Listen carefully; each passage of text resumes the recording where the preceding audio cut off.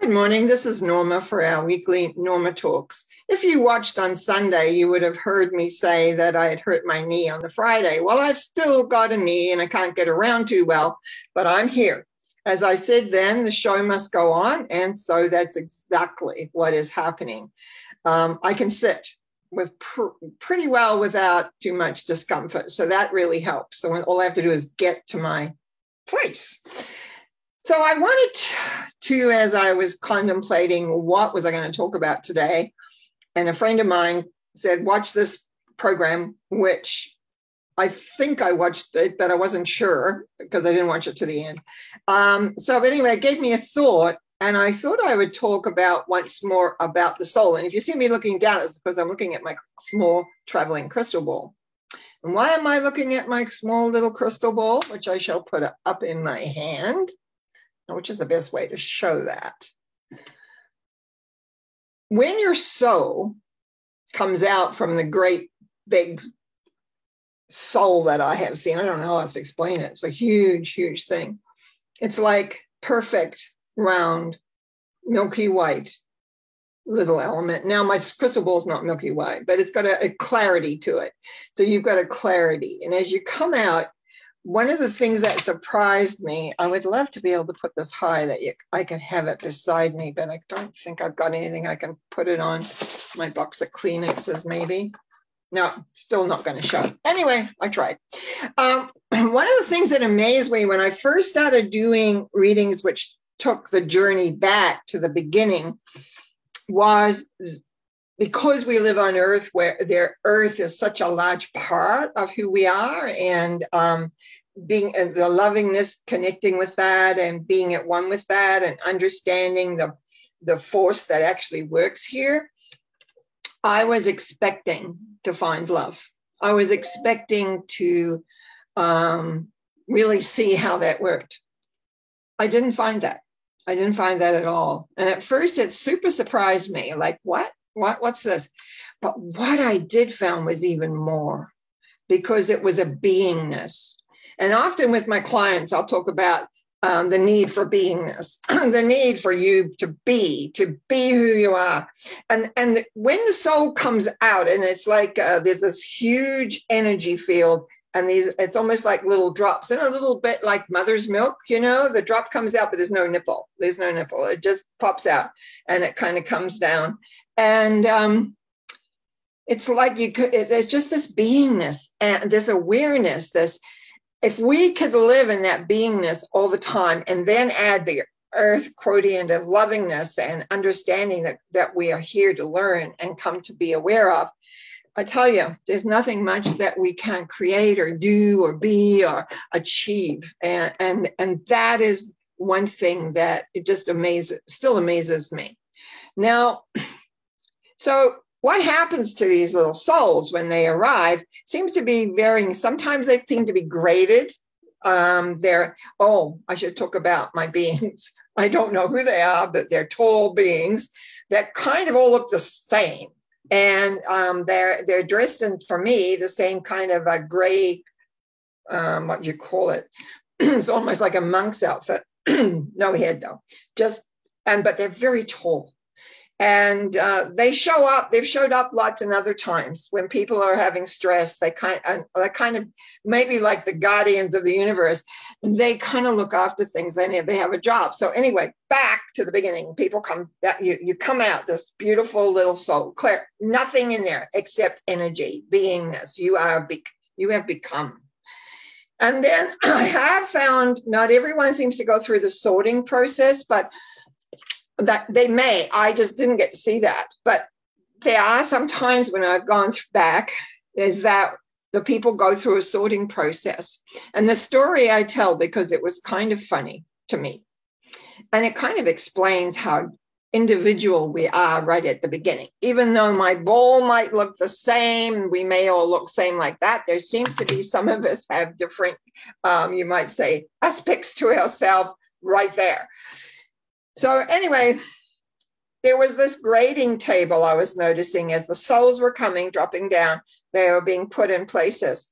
And one of my people, big tall ones, picked this one up, looked at it and said, oh, this is interesting. And he put it up on a different shelf. So in other words, he wasn't just, I don't know what they were doing, sorting or whatever. Well, this little soul was curious. So he's looking around, just like, oh, where am I? What is this? What is this going? When he got it, he then took off.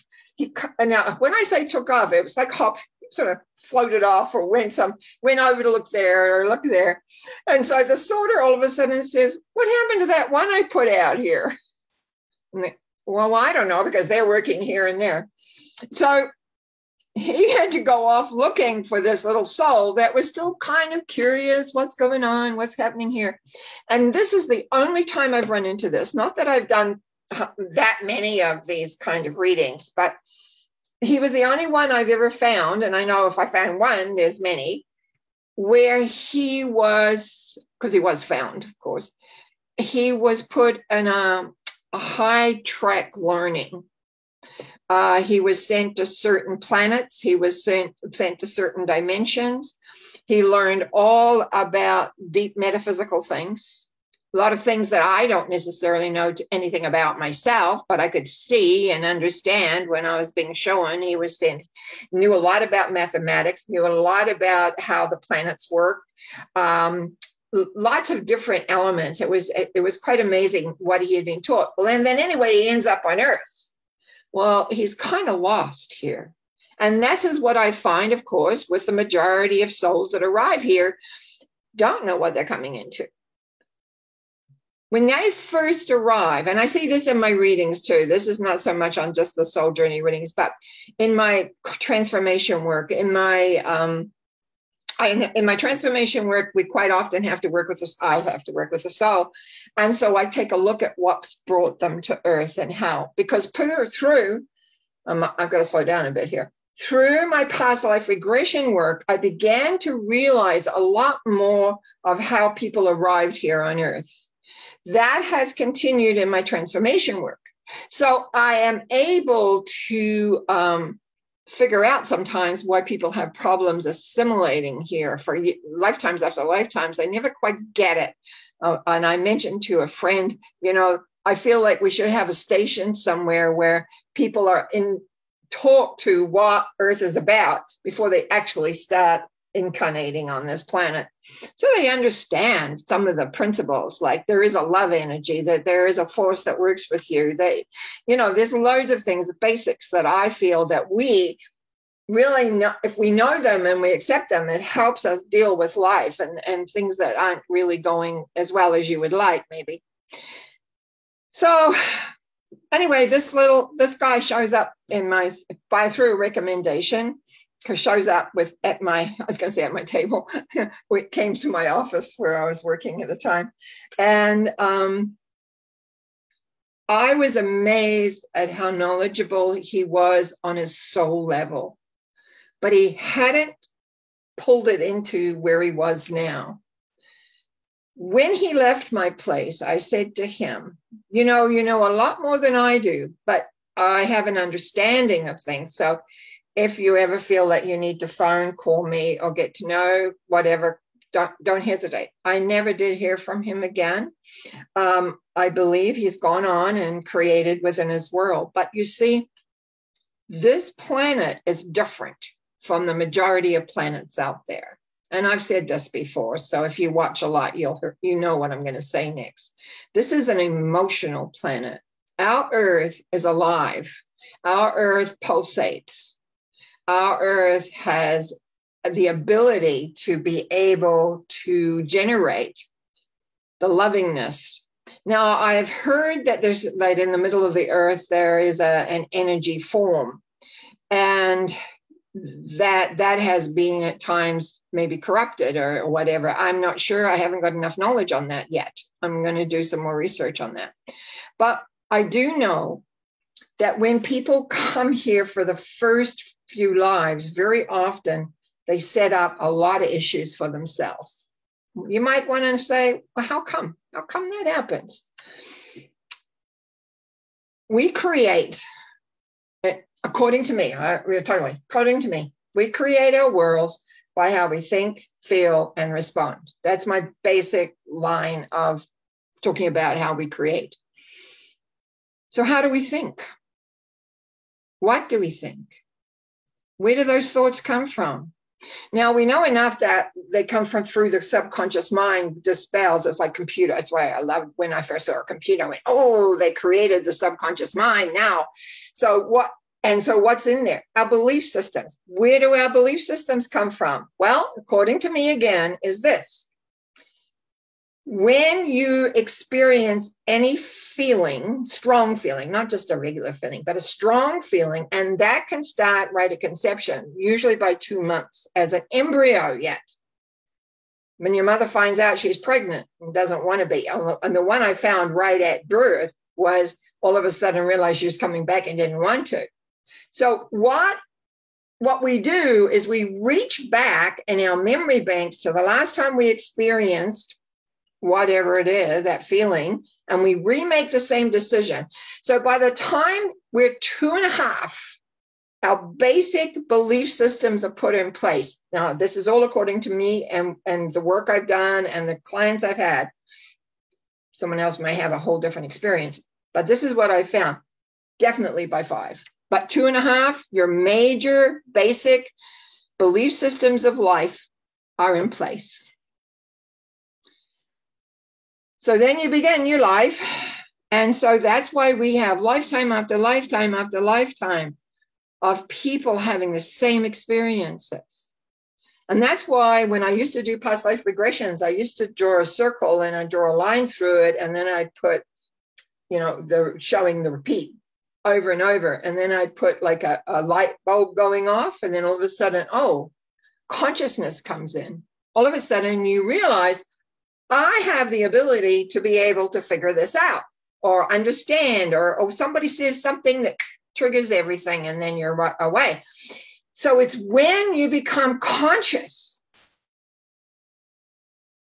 Think about that. When you become conscious, then you can begin to work with that programming that you have inside that you put there. Now we're going to talk about what we put there, based on our experience.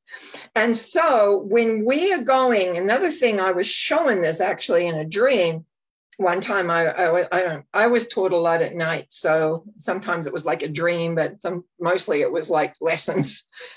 I saw all these bursts of light, and I remember saying, what are these bursts of light? And I was told, those are conceptions.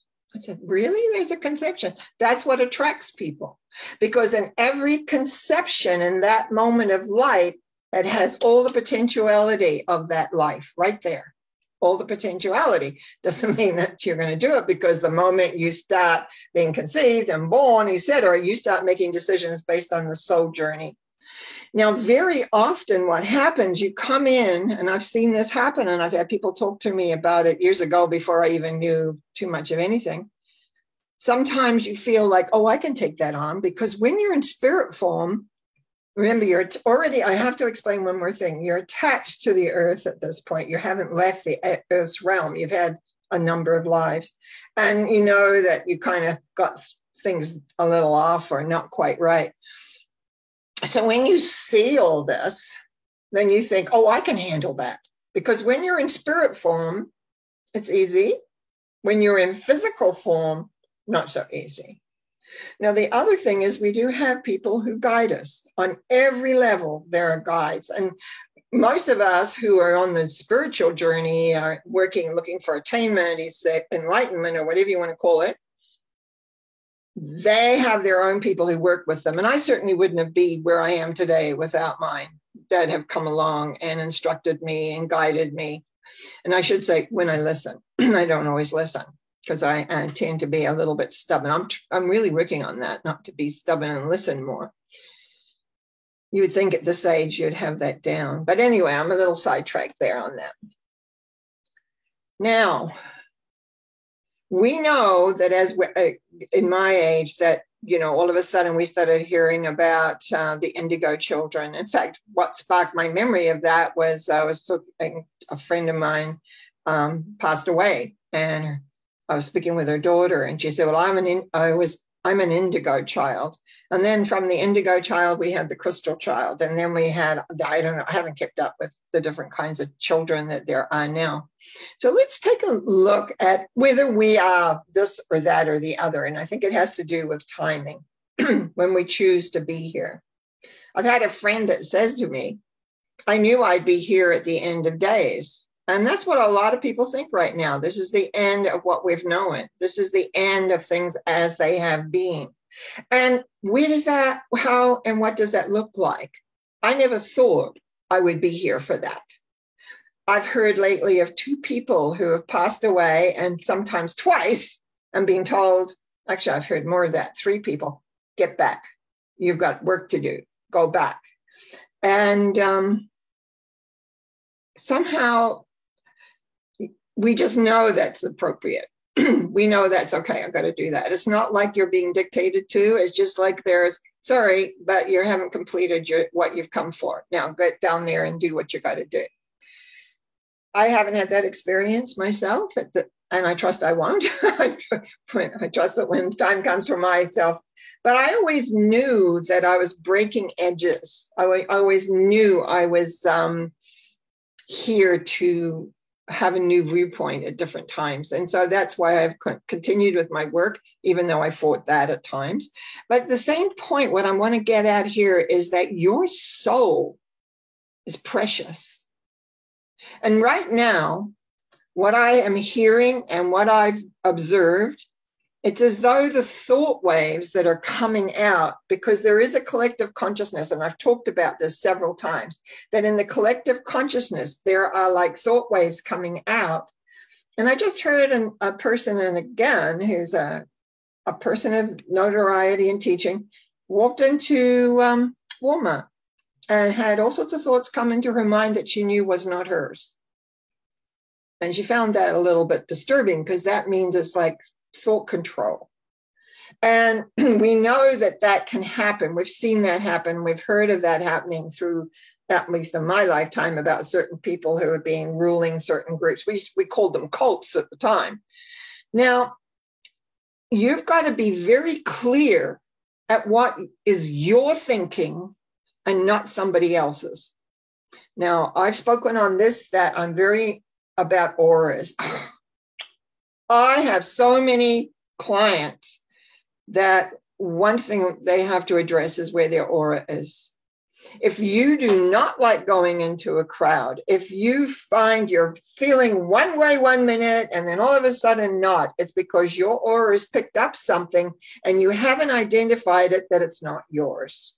People who know me and have worked with me, I'm really big on staying clear in your own energy and have exercises of how to make sure of that. But one of the main tenets is your aura. Your aura needs to be close and, in a way, a little strong. I don't want to say dense, because it's not dense, but you want it strong, but you don't want to weigh out. People think, oh, if I'm way out, I'll know what's going on. You don't need to know what's going on. You need to know what's going on in here and here, because that's where you're creating exactly what you want. You want this soul of yours to be happy. Oh, I've seen some sad souls.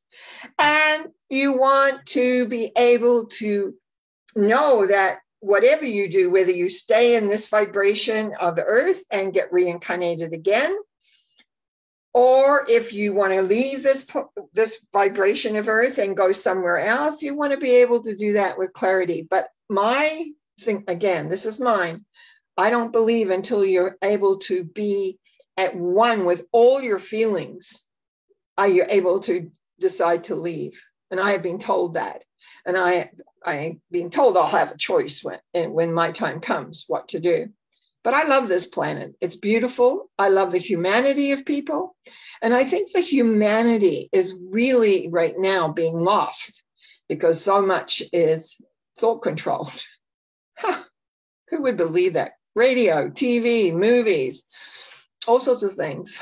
And the vibrations that are being unseemly put out so that people stop believing certain things. We all have choice, but if we're not aware of our own thinking, how can we be aware when other thoughts are coming in that are not ours? Your soul, for whatever reason, people have, and I'm not going to talk about so much today about it, but how people end up here on Earth. There's many reasons how they get here. Some are sent, some are space people whose spaceships have collapsed, and some are here by choice because, oh, curiosity. Oh, let's go see what this planet's about. When you're eternal, what your soul is, once it's formed, there's never seen it disform.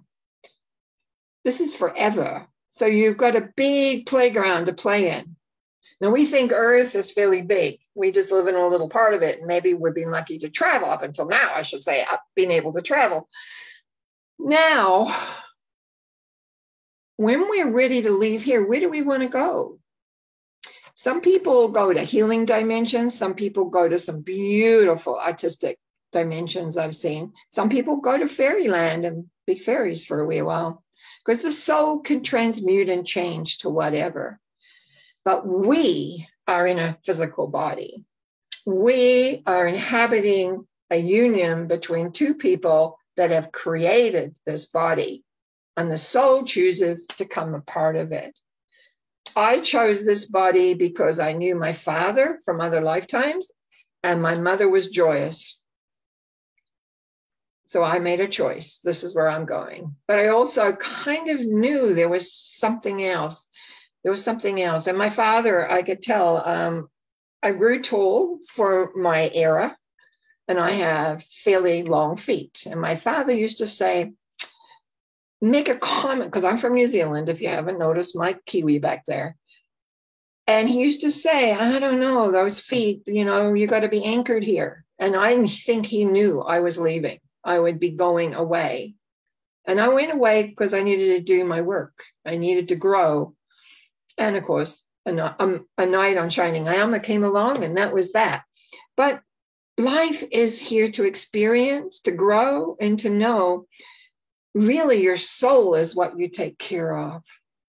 You need to make sure your soul is good. I've got tears in my eyes, which you can't see, because I have run into recently, because so many people are coming because of anxiety and wanting to clear that so they can move on in their world. And their souls are damaged. I had not seen that before. Their souls are damaged. So they're going to need to go to a place where their souls can be healed. And they will, I'm sure it will be taken there, unless they choose to keep repeating the same old thing and damage more. And so it's like abuse issues. People tend to have, and I sometimes look at the lives they've been through where they've suffered abuse, and they're struggling to get out of that now. But there are dimensions, there are planets which will help heal. And this one can be one of those, but you've got to be conscious here. You've got to be aware, and you've got to know what you're about. So I think that's enough for me today to give you something to think about. I'll be back Sunday. In the meantime, you can always contact me through my website, normacowie.com, and leave a comment. I've got several, and I have to address them. I haven't been back to address them. I've been I haven't even been at the computer much because of my knee, but that's just an excuse, I guess. And I will look forward to speaking to you again on Sunday and next Wednesday. Just enjoy, have fun, and grow. Blessings.